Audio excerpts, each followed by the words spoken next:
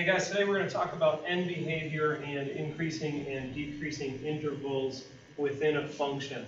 End behavior describes what y is doing as x goes off toward positive and negative infinity. So it's really only concerned with what the graph is doing on the left side and on the right side. Before we can describe end behavior, we've got to see what this function looks like. So y equals 3 over x minus 5. We're going to go ahead and graph that on our calculator. 3 over x minus 5. So that's what our graph looks like. Let's go ahead and just draw a sketch of that. Now right along here at y equals 5, we're going to be approaching that from above on the right side, from below on the left side. So at y equals negative 5, we've got that line that we're approaching. So the left side looks like that, and the right side like that. When we're talking about end behavior, I really only am concerned with what's happening over here as it goes off to the left, and over here as the graph goes off to the right. So here's how we write our end behavior. As the x value approaches negative infinity, so that means as the graph goes to the left, the y value is getting infinitely close to negative 5. So the y value is approaching negative 5. Over here on the right side, x is going off toward positive infinity. As x approaches positive infinity, the y value is getting closer and closer to negative 5. So y approaches negative 5.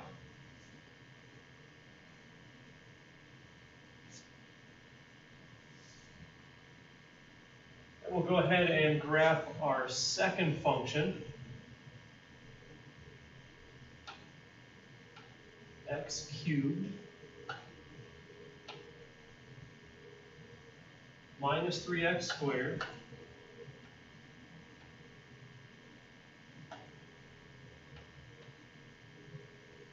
minus 2x plus 2.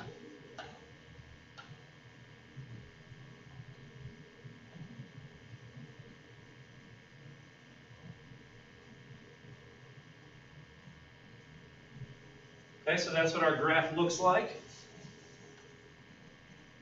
And we'll put a quick sketch of it. It's not going to be perfect.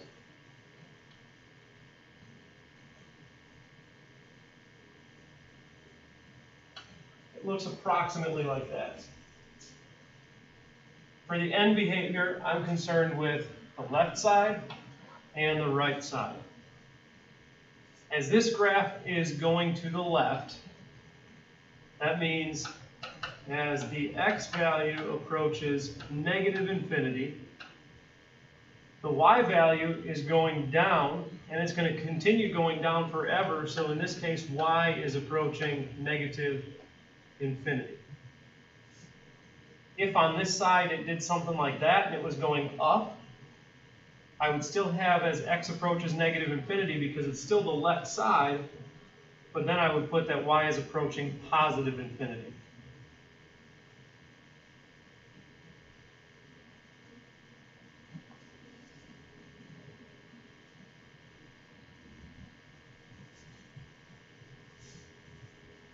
So then on the right side, as x approaches infinity, so that means as the x value is going to the right, the y value is going up, and it's going to keep going up, so the y value is approaching infinity. And again, if this thing turned and was heading downward, then I would say as x approaches infinity, because it's going to the right, it's still positive here, then since it's going down now, I would say y is approaching negative infinity.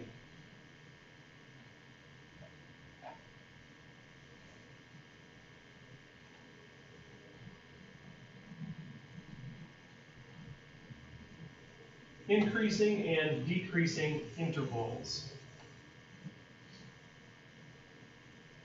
So we'll go back to y equals and graph y equals 1 over x plus 3. And we want that x plus 3 all to be in the denominator, so make sure you put in parentheses. Otherwise, it'll only keep the x in the denominator, and it'll be adding 3 outside of this fraction.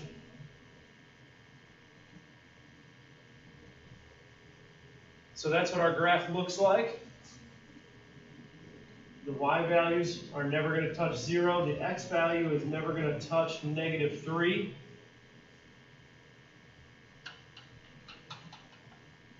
So at x equals negative 3, put that dotted line just to keep that separated.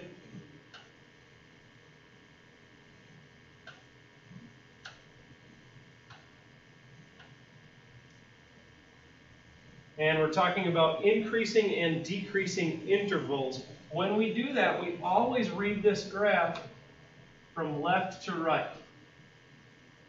When the graph is increasing, that's when it has a positive slope.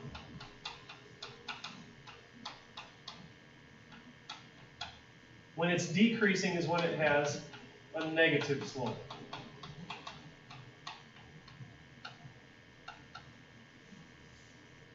So as I trace this graph from left to right, it's falling, so it has a negative slope here. So I would say that this graph is decreasing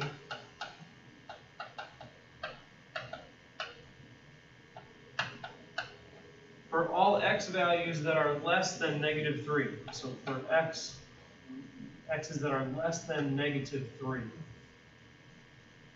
When I jump to the other side and trace again from left to right, it's falling, so it's decreasing again, so we have another decreasing interval. And that's for all x's to the right of negative 3, so that is for x's greater than negative 3.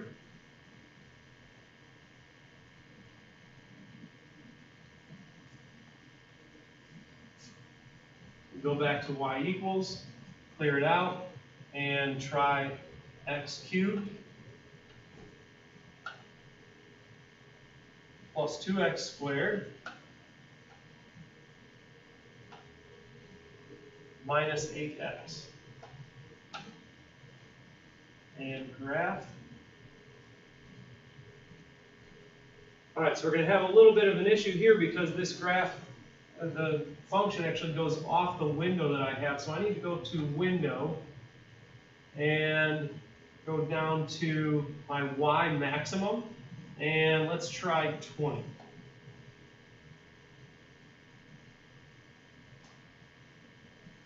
Now I can see everything I need to see.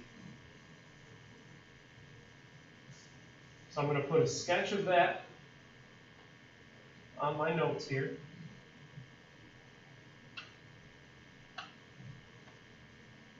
So it looks about like that. For this first interval, as I trace, I'm increasing until I get right here. So my first interval is an increasing interval.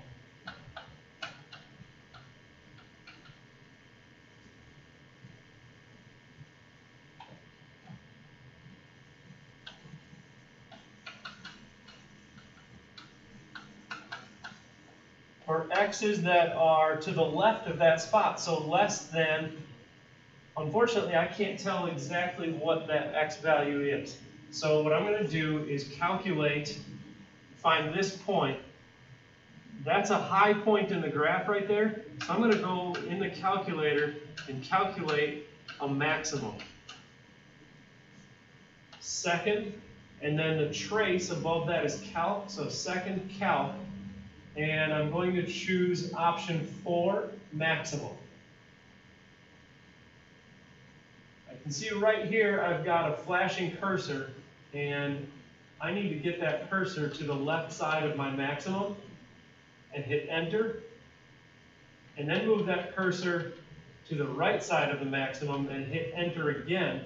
So between these two little arrows, it's going to calculate that maximum point.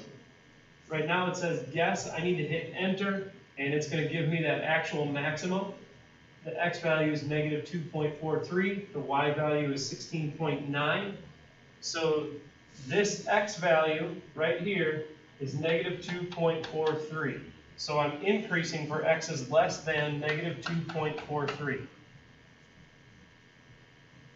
Then it begins to decrease until it gets right about here. So the next interval is a decreasing interval.